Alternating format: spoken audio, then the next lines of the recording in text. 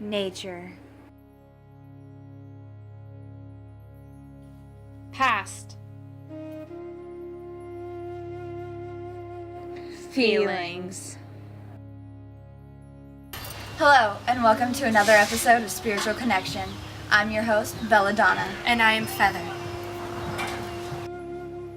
Today, lines composed a few miles above Tintern Abbey by William Wordsworth.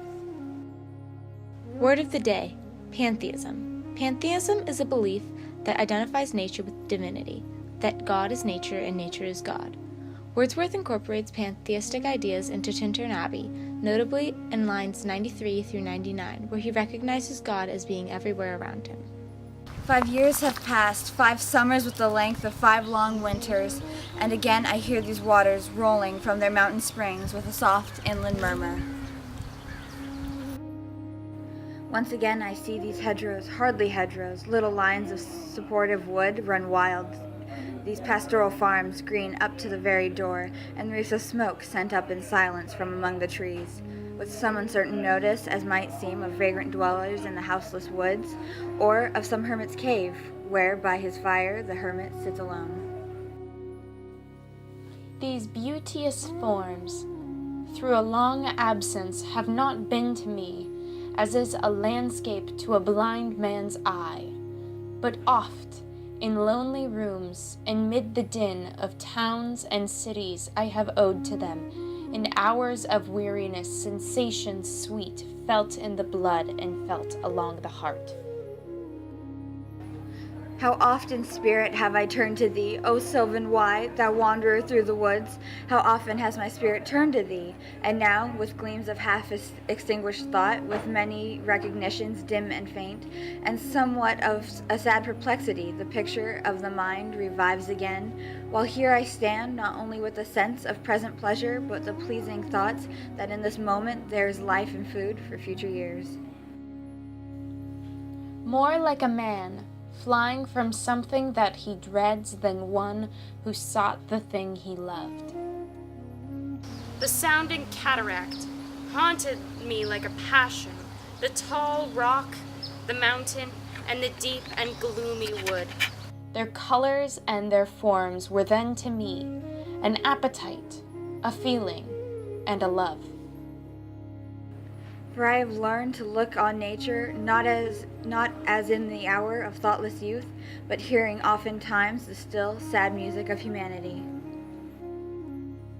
Well pleased to recognize in nature and the language of the sense, the anchor of my purest thoughts, the nurse, the guide, the guardian of my heart and soul of all my moral being. And in thy voice I catch the language of my former heart, and read my former pleasures with the shooting lights of thy wild eyes. Oh, yet a little while may I behold in thee what I was once, my dear, dear sister. Nature never did betray the heart that loved her, that neither evil tongues nor the sneers of selfish men shall e'er prevail against us. Therefore, let the moon shine on thee in thy solitary walk, and let the misty mountain winds be free to blow against thee. If I should be where I no more can hear thy voice, nor catch thy wild eyes these gleams of past existence, wilt thou then forget that on the banks of thy delightful stream we stood together, and that I, so long a worshipper of nature, hither come, unwearied in that service, rather say with warmer love. These steep woods and lofty cliffs, and this green pastoral landscape were to me more dear both for themselves and for thy sake.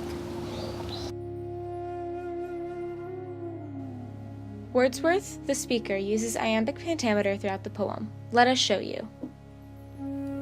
5 years have passed, 5 summers with the length of 5 long winters, and again I hear these waters rolling from their mountain springs with a soft inland murmur once again. Because it is in iambic pentameter and has no rhyme scheme to it, it fits into the category of blank verse. Wordsworth wrote this poem on the Wye River on July 13, 1798, and is addressing nature for the first 111 lines. Then he suddenly shifts to addressing his sister for the rest of the poem. While he is trying to express his love of nature to his sister with the poem, he is also trying to tell us readers that nature provides shelter from the human condition, as well as hope for the future. I love this poem. The amount of imagery in the poem makes the reader feel like they're really there with Wordsworth on the Wye River. And the level of personification, like the river flowing from the mountain, murmuring, and the green earth being its guardian, making nature seem like a living, breathing person who's there with Wordsworth.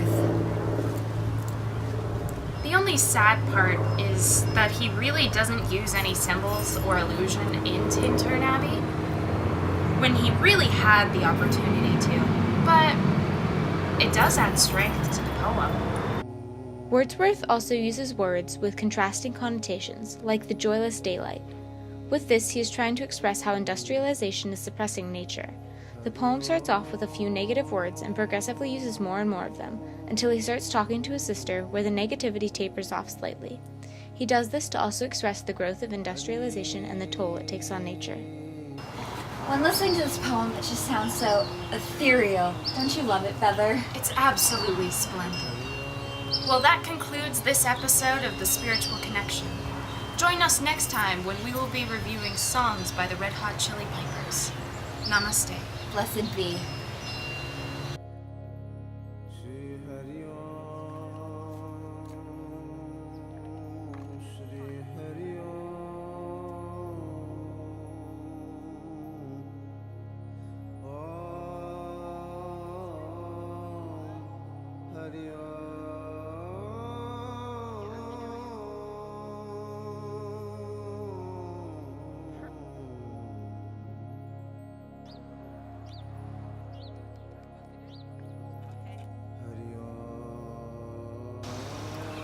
Wordsworth loves nature.